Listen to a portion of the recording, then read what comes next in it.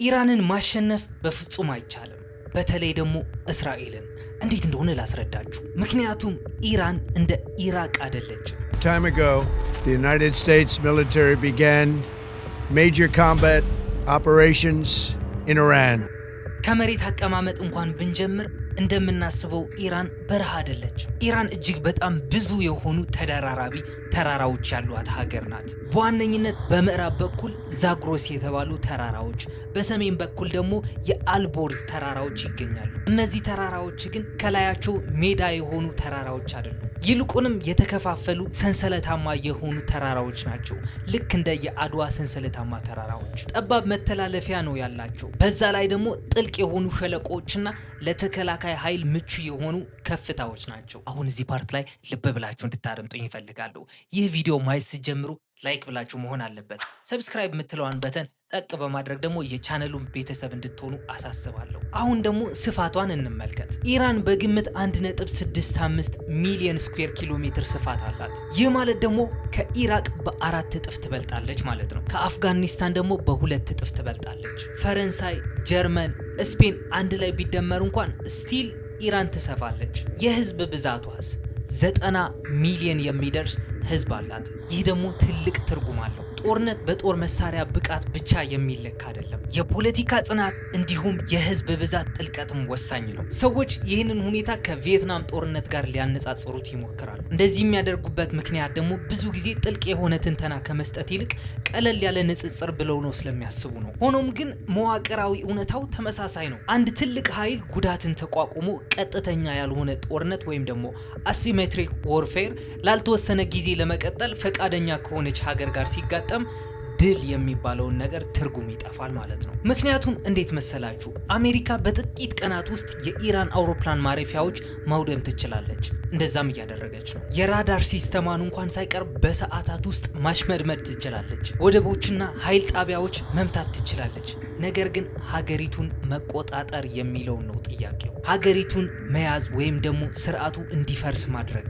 ይህ ፍጹም የተለየ ስሌት ነው። በመንግስት ውስጥ ያለ መንግስት። ኢራን ተራ የመንግስት መዋቅር ብቻ አይደለችም። ይልቁንም ተደራራቢ ስርዓት ነው ያላት። በማዕከሉ የበላይ መሪው ይገኛሉ፣ ወይም ደግሞ አያቶላህ የሚል ማዕረግ ያላቸው መሪዎች። ከአያቶላው ስር ደግሞ በምርጫ የሚሾም ፕሬዚደንት ይኖራል። ከሱ በታች ደግሞ ፓርላማው አለ፣ ወይም በእነሱ አጠራር መጅሊስ የሚባል። ከነሱ በታች ደግሞ ጋርዲያን ካውንስል ወይም ደግሞ የጥበቃ ምክር ቤት አሉ።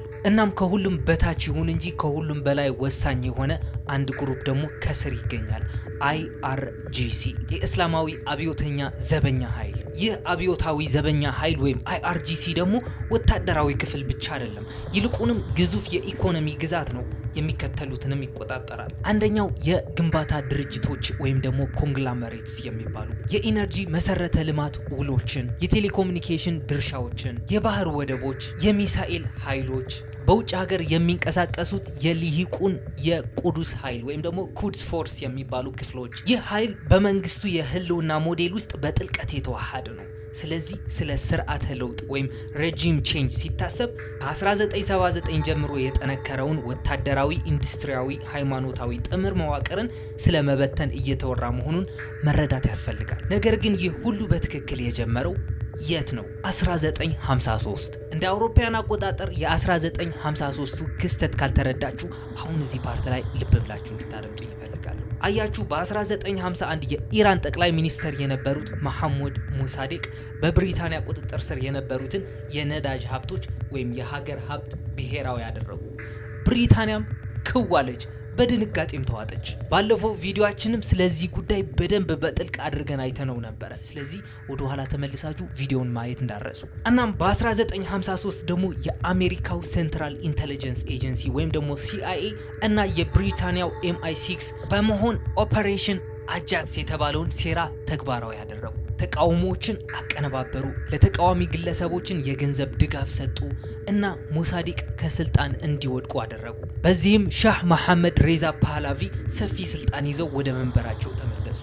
ያ ትዝታ ከኢራናውያን ፖለቲካ ንቃተ ህሊና ውስጥ መቼም ቢሆን አይጠፋም። ኢራናውያን ስለ ምዕራባውያን ጣልቃ ገብነት ሲያወሩ ዝም ብሎ በንድፈ ሐሳብ ደረጃ አይደሉም። በማስረጃ የተደገፈ ሚስጥራዊ ኦፕሬሽን እንደ ዋቢ በመጥቀስ እንጂ። አያችሁ ወደ 1979 ደግሞ በፍጥነት ስንሸጋገር የሻህ አገዛዝ ይፈራርሳል፣ የእስላማዊው አብዮት ይፈነዳል፣ የአሜሪካ ኤምባሲ የታጋቾች ቀውስ ግንኙነትን ለብዙ አስርት ዓመታት ወደ መጥፎ አቅጣጫ ይወስደዋል። ይህ ጉዳይ ደግሞ ስለ ትራምፕ ብቻ አይደለም፣ ይልቁንም በስርዓቱ ማንነት ላይ የተመሰረተ መዋቅራዊ ጥላቻ ነው። የሆርሙዝ የባህር ወሽመጥ ዓለምን የሚያንቀሳቅሱ 33 ኪሎ ሜትሮች። የሆርሙዝ የባህር ወሽመጥ በጣም ጠባብ በሚሆኑበት ቦታ ስፋቱ በግምት 33 ኪሎ ሜትር ነው። ትክክለኛው የመርከብ ማለፊያ መስመር ግን በየአቅጣጫው 3 ኪሎ ሜትር ያህል ብቻ ስፋት አለው። በዚህ መተላለፊያ በኩል ዓለም አቀፍ ደረጃ ጥቅም ላይ የሚውለው የነዳጅ ዘይት 20 በመቶ ያልፋል። ለዚህ መስመር ደግሞ ከፍተኛ ተጋላጭነት ያላቸው ሀገራቶች አሉ። እነሱም ጃፓን፣ ደቡብ ኮሪያ፣ ህንድ፣ ቻይና ናቸው። ኢራን ደግሞ በዚህ መስመር ላይ ፈንጂዎች ብታስቀምጥ ወይም መርከብ ተኳሽ ሚሳኤሎችን ብታስወነጭፍ ለጊዜው እንኳን ቢሆን የኢንሹራንስ ክፍያዎች በከፍተኛ ሁኔታ ይጨምራሉ። የታንከር መርከቦች ጉዞ ይቆማል። የነዳጅ ገበያም ወይም ደግሞ ፊውቸርስ ማርኬት በእጅጉ ይናወጣል። ይህንን መስመር መዝጋቱንም ኢራንን ይጎዳታል። እንዴት ካላችሁ አሁንም ልብ ብላችሁ እንድታረምጡ ይፈልጋሉ። ምክንያቱም እሷም ነዳጅ ወደ ውጭ የምትልከው በዚህ በኩል ነው። ነገር ግን ኢራን መስመሩን ለዘለቄታው መዝጋት አያስፈልጋትም። ረብሻ መፍጠር ብቻውን የነዳጅ ዋጋ መናርን ያስከትላል። ይህም ትልቅ ተጽዕኖ የመፍጠር አቅም ወይም ደግሞ ሌቨሬጅ ነው። ይህ ተራ ወታደራዊ አቅም ብቻ ሳይሆን ኢኮኖሚያዊ ጦርነት የሚያካሂድ ስልታዊ አቅምም ነው። ፕሬዚዳንት ትራምፕ በትክክል ምን አደረጉ? አያችሁ እንደ አውሮፓውያን አቆጣጠር በግንቦት 2018 ዶናልድ ትራምፕ አሜሪካን ከጋራ አጠቃላይ የድርጊት መርሃ ግብር ወይም ደግሞ JCPOA ተብሎ ከሚጠራው ኮንትራት ራሳቸውን አገለሉ። እንደ አውሮፓውያን አቆጣጠር በ2015 በባራክ ኦባማ ዘመን የተፈረመው ይህ JCPOA ኢራን ማዕቀቦች እንዲነሱላት በሚደረግ ስምምነት የኒውክሌር ማበልጸጊያ እንቅስቃሴዋ ላይ ገደብ እንድታደርግ የሚያዝ ነበር። ከአውሮፓውያኑ ስምምነት መውጣት ማለት የሚከተሉትን ያስከትላል። ማዕቀቦች እንደገና ይጣላሉ። የኢራን የነዳጅ ኤክስፖርት እንዲቀንስ ያደርጋል። የአውሮፓ ኩባንያዎች ከኢራን እንዲወጡም ይገደዳሉ። ከዛም ጥር 3 2020 መጣ። እሱም አሜሪካ በባግዳድ ላይ በፈጸመችው የድሮን ጥቃት ቃሲም ሱሌይማኒን ገደለች። ሱሌይማኒ ተራ ዝነኛ ሰው አልነበሩም። ይልቁንም በቀጠናው ያሉ ታጣቂ ቡድኖች መረብ ወይም ፕሮክሲ ኔትወርክስ ዋና ወታደራዊ አዛዥ ነበሩ። ኢራን ደግሞ በኢራቅ ውስጥ የሚገኝ የአሜሪካ የጦር ሰፈሮች ላይ በባሊስቲክ ሚሳኤል ጥቃት በመሰንዘር አጸፋዋን መለሰች። ምንም እንኳን አንድም አሜሪካ ወታደር ባይገደልም በደርዘን የሚቆጠሩት ግን ከባድ የአንጎል ጉዳት ወይም ደግሞ ትራውማቲክ ብሬን ኢንጁሪስ ደርሶባቸዋል። የአጋጣሚ ግጭቶች ወደ ሙሉ ጦርነት ሳያመሩም ደረጃውን ጠብቀው ሊባባሱ እንደሚችሉ ያሳየ ነበረ። እንዲሁም ሁለቱም ወገኖች እርምጃዎቻቸውን በጥንቃቄ እንደሚመዝኑ አሳይቷል። ኢራን አሜሪካን በገዛ ምድሯ ላይ ሆና መምታት ትችላለች? ይህ የመሆን እድሉ እጅግ በጣም ጠባብ ነው። ምክንያቱም ርቀትና የመከላከያ አቅም ወይም ደግሞ ዲተረንስ የሚባል ነገር አለ። ምክንያቱም በሁለቱም ሀገራት መካከል ያለው ርቀትና የአሜሪካ የመከላከያ ብቃት ጥቃቱን አዳጋች ያደርገዋል። ኢራንን በቀጥተኛ ወታደራዊ ግጭት ፈንታ ቀጥተኛ ባልሆኑ ሚሊሻዎች ወይም አሲሜትሪክ ፕሮክሲስ ላይ ትተማመናለች። የአጸፋ እርምጃ ልውሰድ ብትል እንኳን ቀጥተኛ ጥቃት መሰንዘር እጅግ ከፍተኛ የሆነና አውዳሚ የአጸፋ እርምጃን ያስከትላል። የኢራን ስትራቴጂካዊ መርህ እነዚህ ነገሮችን ይመርጣል። እነሱም እነዛ አሲሜትሪክ ፕሮክሲስ የሚባሉ ሚሊሻዎችን መጠቀም ያስፈልጋታል። በባህር ላይ ትንኮሳዎችን መፈጸም፣ የሳይበር ጥቃቶችን ወይም ደግሞ ሳይበር ኦፐሬሽንስ ማካሄድ፣ በቀጠናው በሚገኙ የአሜሪካ የጦር ሰፈሮች ላይ የሚሳኤል ጥቃቶችን መሰንዘር። እንደዚህ አይነት ጥቃት ልፈጽም ብትል ነው እንጂ የሚያዋጣት ኢራን እንደ ፒርል ሃርበር አይነት ቀጥተኛና መጠነ ሰፊ ጥቃቶችን የእሷ ስልት አይደሉም። ቻይናና ሩሲያ ግን ለምን ኢራንን አልደገፉም? አያችሁ እንደ አውሮፓውያን አቆጣጠር በ2021 ደግሞ ቻይና ከኢራን ጋር የ25 ዓመት የትብብር ስምምነት ተፈራርማለች። ቻይና ምንም እንኳን ማዕቀቦች ቢኖርም የኢራንን ነዳጅ በቅናሽ ዋጋ ትገዛለች። ሩሲያና ኢራን ደግሞ ከ2022 በኋላ የድሮን ልውውጦች ጨምሮ ወታደራዊ ግንኙነታቸውን አጠናክረዋል። ግጭቶች በከፍተኛ ሁኔታ የሚባባሱ ከሆነ የሚከተሉት ሁኔታዎች ይከሰታሉ። ቻይና ከፍተኛ የሆነ የኢነርጂ እጥረትና የዋጋ መናር ስጋት ይጋረጥባታል። ሩሲያ ደግሞ የነዳጅ ዋጋ በመጨመሩ ምክንያት ተጠቃሚ ትሆናለች። ሁለቱም ሀገራት ደግሞ ቁጥጥር የማይደረግበት የሁኔታዎችን መባባስ አይፈልጉም። ሆኖም የኢራን መንግስት እንዲፈርስም ፍላጎት የላቸውም። እናም ይህ ሁኔታ የኃይል ሚዛን የሚጠበቅበት የቼዝ ጨዋታ እንጂ ዝም ብሎ ተራ የጎዳና ላይ ጠብ አይደለም። እናም አሜሪካ ታሸንፋለች። ማሸነፍ የሚለውን ቃል መተርጎም ሳይኖርብን አይቀርም። አመራሩን ከስልጣን ማውረድ ከሆነ ጥያቄው ይህ ሊሆን የሚችል ቢሆንም ግን ዋጋው እጅግ ከፍተኛ ነው። ሌላ ጥያቄውም ኢራንን ተቆጣጥሮ መግዛት ወይም መያዝ ከሆነ ደግሞ እጅግ ከፍተኛ የሆነ የሰው ህይወት መስዋዕትነት የሚጠይቅ አደጋ አለው። እጅ እንዲሰጡ ማስገደድስ ነው? እንዲህ ከሆነ ደግሞ ይህ ነገር ግልጽ አይደለም። ምክንያቱም የስርዓቱ መኖር ወይም መጥፋት ጉዳይ ለህልውናቸው ወሳኝ ወይም ኤግዚስተንሻል በመሆኑ ነው። የጦርነት ማቆሚያ ንድፈ ሐሳብ ወይም ዎር ተርሚኔሽን ቲዎሪ እዚህ ጋር ላይ ትልቅ ትርጉም ያለው ነገር እናገኛለን።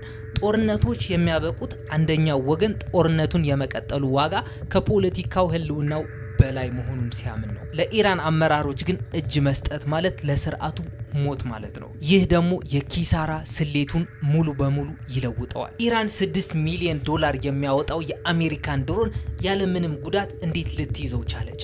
አሁን እዚህ ፓርት ላይ ልብ ብላችሁ እንድታረጡ ይፈልጋል። አያችሁ፣ እንደ አውሮፓውያን አቆጣጠር መስከረም 4 2011 የካንዳሃር አውሬ ወይም ደግሞ ቢስት ኦፍ ካንዳሃር በመባል የሚታወቀው አሜሪካ ሰራሹ RQ-17 ሴንቲነል ድሮን ወደ ኢራን የአየር ክልል እስከ 225 ኪሎ ሜትር ዘልቆ ገብቶ ነበረ። ተልእኮውም የኢራንን የኒውክሌር ተቋማትና ስሱ ወታደራዊ ቦታዎችን በሚስጥር መከታተል ነበር። ይህ ድሮን በፍጹም ተራ አይነት ድሮን አልነበረም። አያችሁ፣ ኢራን ግን ቆቅ አይደለች። ይህን ድሮን መኖሩን አወቀች። ከዛም GPS ስፑፊንግ የሚባለው የላቀ የኤሌክትሮኒክስ ጦርነት ዘዴን በጣም በብልሃት ተጠቀመች። እሱም በቀላል አነጋገር ኢራን በመጀመሪያ የድሮኑን የሳተላይት ግንኙነት በማቋረጥ ከአሜሪካው ኦፐሬተር ጋር እንዳይገናኝ አደረገች። በመቀጠልም ኢራን ድሮኑ ወደ ካምፑ የደረሰ እንዲመስለው የሚያደርግ የሐሰትና ጠንካራ የሆነ የGPS ምልክት ላከች። በዚህም ምክንያት በዓለም እጅግ የላቀ ድብቅ ቴክኖሎጂ የታጠቀው ድሮን ያለምንም ጉዳት በኢራን ምድር ላይ በሰላም አረፈ። መጀመሪያ ላይም አሜሪካ ይህ ድሮን ተበላሽቶ የሆነ ቦታ ላይ ተከስክሷል ብላ አምና ነበረ። ነገር ግን ኢራን ምንም ሳይነካው የተማረከውን ድሮን ቪዲዮ ለመላው ዓለም ስታሳይ ፕሬዚደንት ባራክ ኦባማም ይህ ድሮንማ የኛ ነው ትመልሱታላችሁ አላችሁ። ኢራን ግን በፍጹም አይመለስላችሁ ማለች። እስከ 2014 ድረስም ኢራን በዚህ ድሮን ላይ በመመስረት ሻሄድ 171 የተባለውን የራሷን የሀገር ውስጥ ስሪት ድሮን አበለጸገች። እናም ይህ ሻሄድ 171 የተባለ ኢራን ለአንድ ጊዜ አገልግሎት ብቻ ከምታውላቸው ዲስፖዛብል የሆኑ ድሮኖች ይልቅ እጅግ ውድ የሆነ ድሮን ነው። ማለት ደግሞ ይሄን ድሮን ለመስራት የሚያስወጣው ወጪ ከ$10 ሚሊዮን እስከ $20 ሚሊዮን ይደርሳል። ነገር ግን ኢራን ይህንን ድሮንማ ሁልጊዜ መጠቀም የለብኝም በማለት ከዚህ በመነሳት ነበረ ሌላ ድሮን ያበለጸገችው። ድምፁ እጅግ በጣም ለጆሮ የሚረብሽ ከሞተር ሳይክል ሞተር የተሰራ ድሮን ነው። ሻሄድ 136 ይባላል፣ ወይም በሌላ ስሙ ካሚካዚ ድሮን ይባላል። አጥፍቶ የሚያጠፋ ድሮን ስለሆነ ይህ ድሮን ሎይተሪንግ ሚዩኒሽን ወይም ደግሞ ዝግ ብሎ ኢላማን የሚጠብቅ ፈንጂ የተሸከመ ድሮን ነው። ወደ ኢላማው ይበራል፣ ከኢላማው ጋር ይጋጫል፣ ሲጋጭም ይፈነዳል። የሚጓዘው ርቀትም ከ1000 እስከ 2500 ኪሎ ሜትር ነው። በሰዓት እስከ 180 ኪሎ ሜትር ድረስ መብረር ይችላል። ከ40 እስከ 50 ኪሎ ግራም የሚመዘን ፈንጂም መሸከም ይችላል። የሚያስወጣው ወጪ ደግሞ ከ20,000 እስከ $50,000 ገደማ ነው። ስለዚህ እጅግ በጣም ቺፕ ወይም ርካሽ ነው። ነገር ግን ዩናይትድ ስቴትስ እነዚህ ድሮኖች ማለት ደግሞ ሻሄድ 136ን ለመምታት በዋናነት ፓትሪዮትና THAAD የተባሉ የሚሳኤል መከላከያ ስርዓቶችን ትጠቀማለች። ሆኖም ይህ ከፍተኛ የሆነ የወጪ አለመመጣጠን ይፈጥራል። ማለት ደግሞ ይቺን ድሮን ለማስቆም ላምበርጊኒን መጠቀም ማለት ነው። እነዚህ ድሮኖችን መተው ለመጣል የሚጠቀሙበት ኢንተርሰፕተር ግን እያንዳንዳቸው ከ2 እስከ $4 ሚሊዮን ድረስ ያወጣሉ። እናም በዚህ ምክንያት ነው የአሜሪካ የቀን ወጪዋ እስከ $1 ቢሊዮን እንደሚደርስ የሚገመተው። ስለዚህ አሜሪካ ከሰረች ወይስ አተረፈች?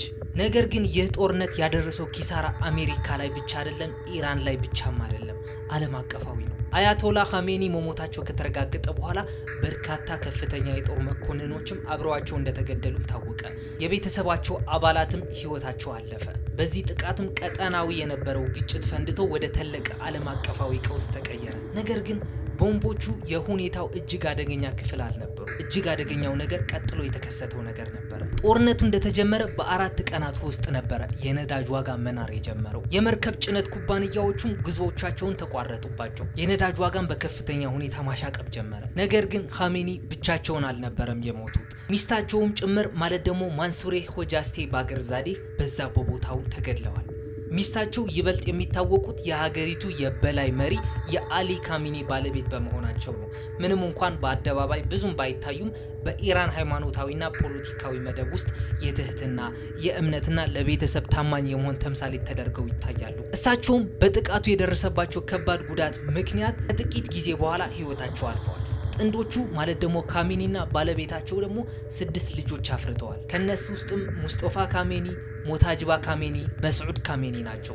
ነገር ግን ከነዚህ ልጆች እጅግ በጣም አነጋጋሪ የሆነ ልጃቸው ግን ሞጅታባ ካሜኒ ነው። ፌብሩዋሪ 2026 ላይ በተፈጸመው ጥቃት በርካታ የካሜኒ ቤተሰብ አባላት ቢገደሉም ሞጅታባ ግን በህይወት ተርፏል። ከካሜኒ ልጆች መካከል በፖለቲካው ረገድ እጅግ ተጽዕኖ ፈጣሪ እንደሆነ ለረጅም ጊዜ ሲታመን ቆይቷል። ተንታኞችና የውስጥ አዋቂዎች ሞጅታባን ከካባው ጀርባ ያለው እውነተኛ ኃይል በማለት ይገልጹታል።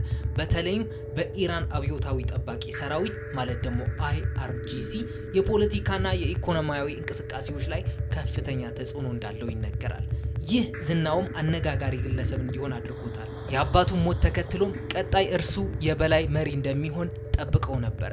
ነገር ግን ያ ውሳኔ ቀላል አይደለም። ኢራን አዲስ መሪ የምትመርጥበት መንገድ የኢራን ህገ መንግስት ይህን ስልጣንን ለሊቃውንት ጉባኤ ማለት ደግሞ አሰምብሊ ኦፍ ኤክስፐርትስ ሰጥቷል። ይህ አካል በህዝብ የተመረጡ 88 የሃይማኖት ሊቃውንት ወይም ክሌሪኮች ስብስብ ነው። ቀጣዩን የበላይ መሪ ለመሰየም ድምፁ የሚሰጡት እነዚህ አባላት ናቸው። ነገር ግን በጦርነት ወቅት ነገሮች ይወሳሰባሉ። ለጊዜው ኢራን በጊዜያዊ የስልጣን ሽግግር ምክር ቤት እየተመራች ትገኛለች። በዚህ ምክር ቤት ውስጥ ካሉት ቁልፍ ግለሰቦች መካከል አንዱ ደግሞ የወቅቱ ፕሬዚዳንት ናቸው። የኢራን ፕሬዚዳንት የአሁኑ የኢራን ፕሬዚዳንት መስዑድ ፔዜሽኪያን ናቸው። በ1954 የተወለዱት ፔዜሽኪያን ቀደም ሲል የልብ ቀዶ ጥገና ሐኪም ነበሩ። እንዴት እንደሆነ ወደ ፖለቲካ የገቡት እኔ እንጃ። ብቻ ግን የእሳቸው የግል ታሪክ ለአንድ ፕሬዚዳንት የተለመደ አይደለም።